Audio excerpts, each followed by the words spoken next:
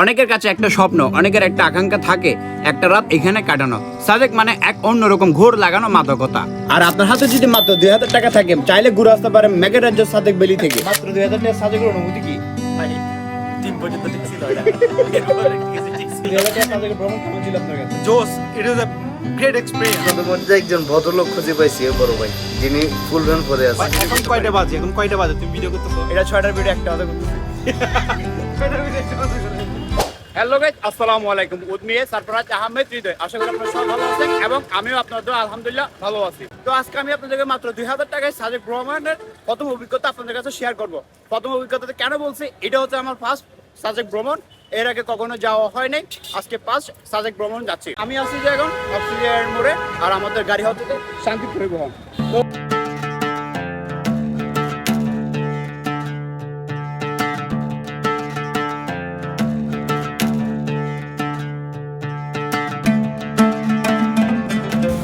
গাড়িতে release moment একটা ঘুম দেওয়ার পরে হঠাৎ গাড়ি নয়া বাজারে ব্রেক করে। তো ব্রেক করার পরে হঠাৎ আমার ঘুমটা ভেঙে যায়। আমি ঘুম থেকে উঠে দেখি অ্যাভেলেবেল গাড়ি এখানে রয়েছে। তো হঠাৎ গাড়ির ভিতরে একজন অ্যানাউন্সমেন্ট করে বলতেছে যে খাগড়াছড়ি লাইনে 12টা পর্যন্ত হরতাল। তো অ্যাস্টেক কখন ছাড়ে সেটা জানি না। অ্যাস্টেক ছাড়লে আমরা সাজেক উদ্দেশ্যে আবার রওনা হব। প্রায় 2 ঘন্টা পর ব্যাট বাস খাওয়ার পরে অ্যাস্টেক ছাড়ছে। তো আমরা রওনা হচ্ছে যে সাজেক উদ্দেশ্যে। অ্যাস্টেক ছাড়ার পরে পুরো কাহিনী চেঞ্জ, সবাই চলে হচ্ছে গাড়ির দিকে।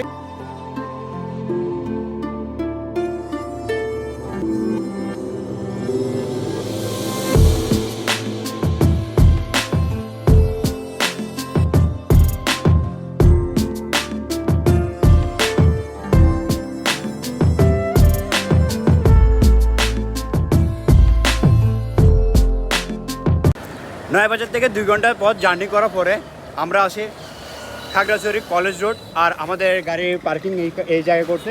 তাই এটা প্রচণ্ড পরিমাণে কিটা, তার জন্য আমরা কোনো লোকালে খাবারের দোকান হোটেলে যাব খাওয়ার জন্য। আর এই হোটেলটার নাম হচ্ছে যে রেস্টুরেন্ট অ্যান্ড কনভেনশন সেন্টার। তো সবাই ভিতরে অপেক্ষা করতেছে এবং ফ্রেশ হচ্ছে খাওয়ার জন্য। আর এখানে খাবার হচ্ছে যে লিমিটেড। আবারও প্রায় 2 ঘন্টা পথ জার্নি করার পরে আমরা চলে আসি বাগারহাট জুনে। আর এখান থেকে চান্দা গাড়ি করে যেতে হবে সাজেকে। প্রায় 2 থেকে 3 ঘন্টা জার্নি করার পরে চলে আসলাম হোটেলের সামনে।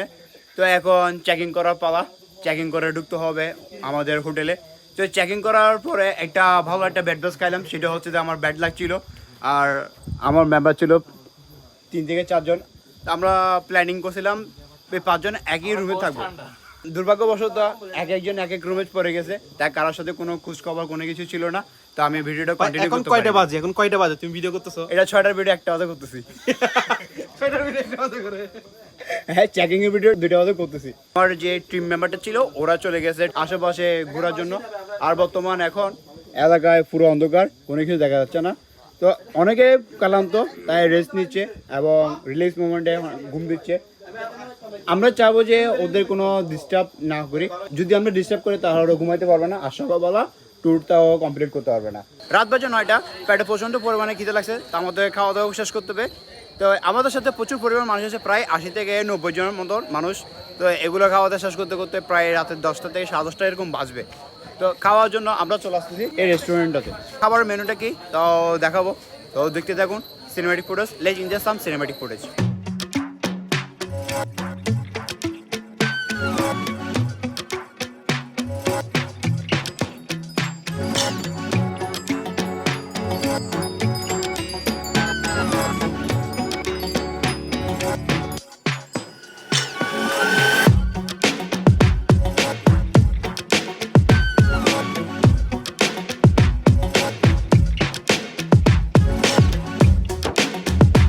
খাওয়া দাওয়া শেষ করে আমরা এই অন্ধ এরিয়ার ভিতরে কিছুক্ষণ হাঁটাচলা করলাম অন্ধকারের ভিতরে। তো এখানে গানের আসর,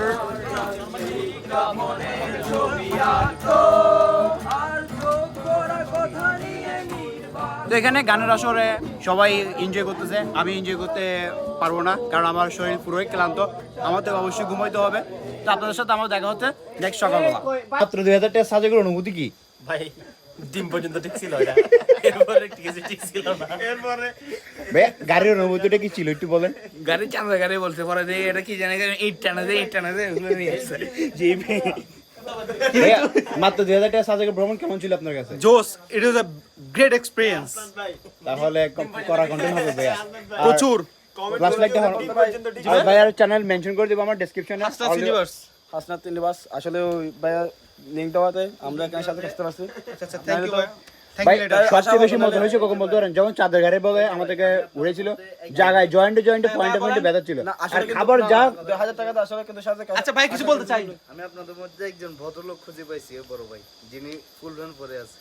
না, ও আসলে খুব ভালো ছেলে, ও কারণে আমরা খারাপ হইছি।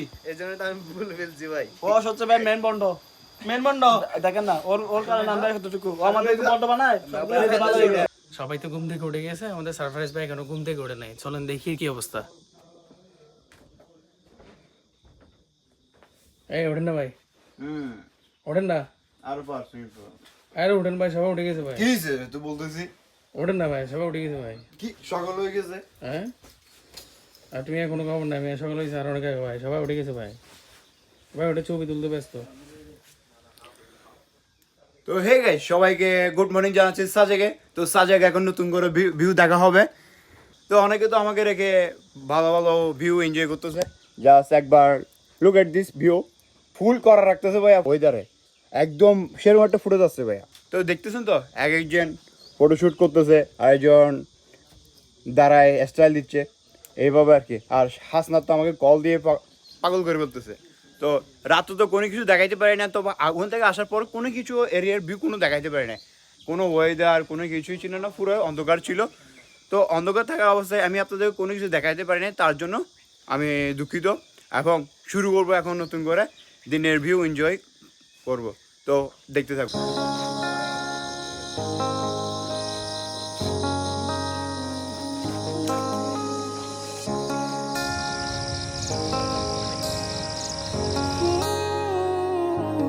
তুমি কি হবে আমার, আবার নতুন করে লিখব গল্প আবার।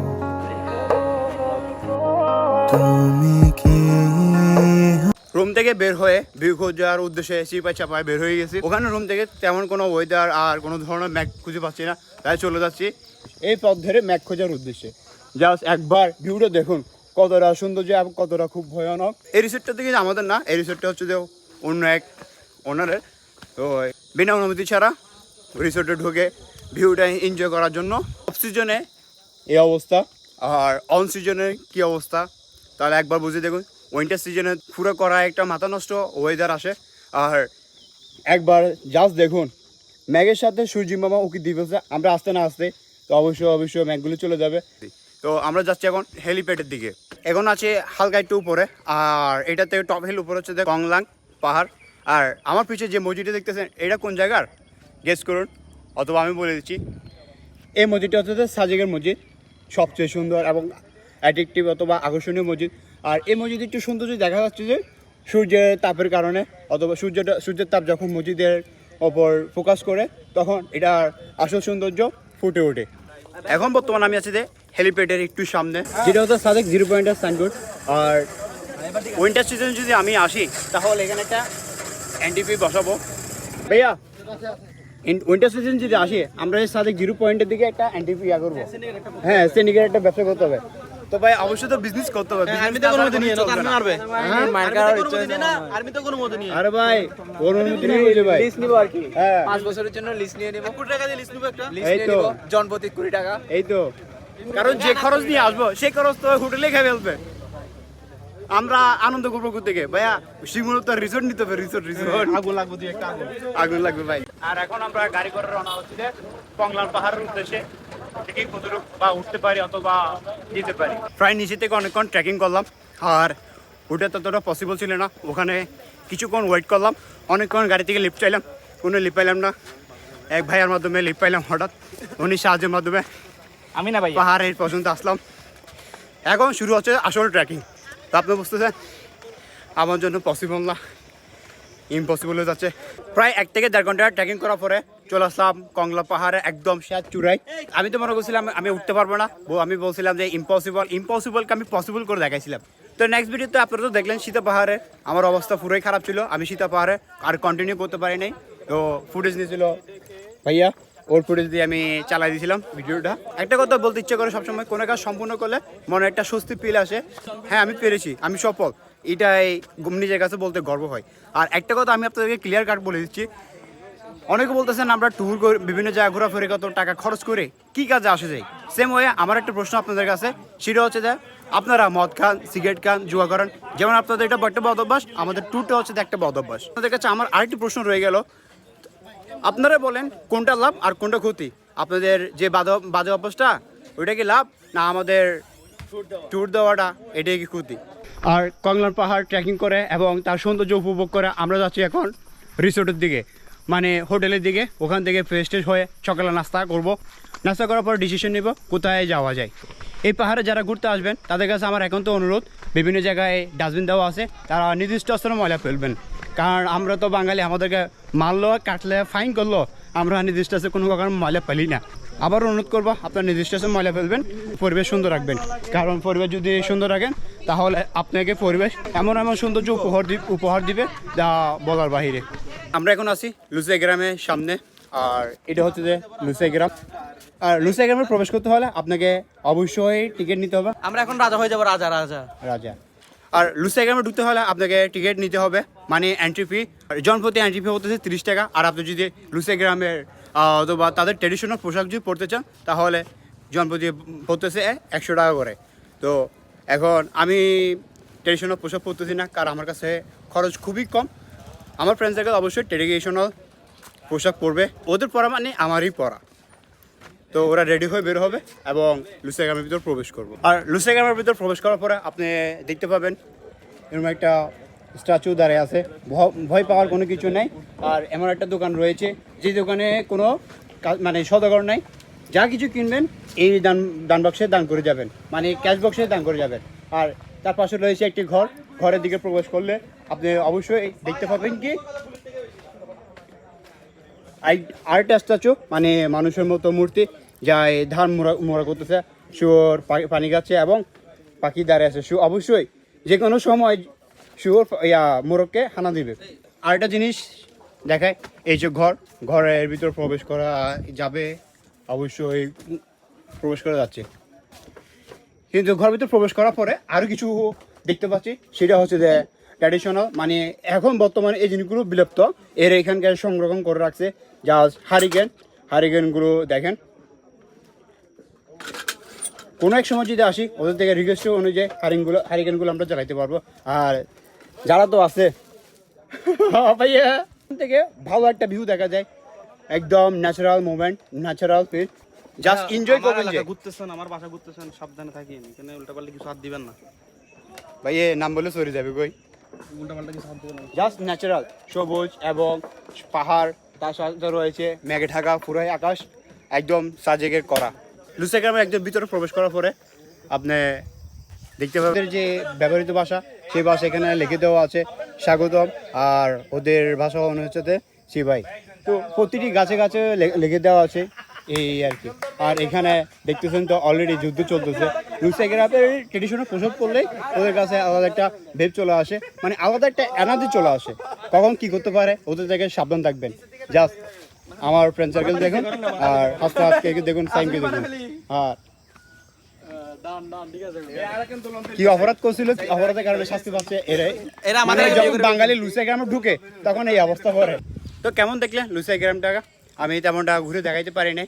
লুসাই গ্রাম থেকে বের হয়ে মসজিদে যাব জুমার নামাজ আদায় করার জন্য। লাস্ট দিনে চলে যাওয়ার পথে আমরা শেষ মোড় কানাচ্ছি হাজারচড়া ঝর্ণায়।